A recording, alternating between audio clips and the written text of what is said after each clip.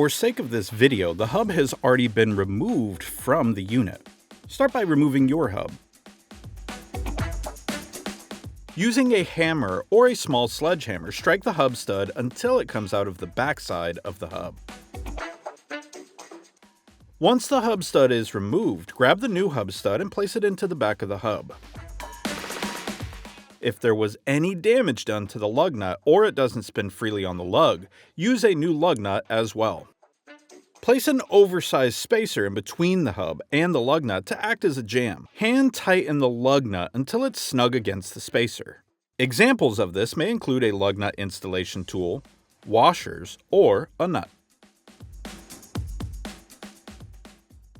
Use a pneumatic impact wrench or another capable driver to draw the stud up through the hub, making sure that the splines seat fully into the opening.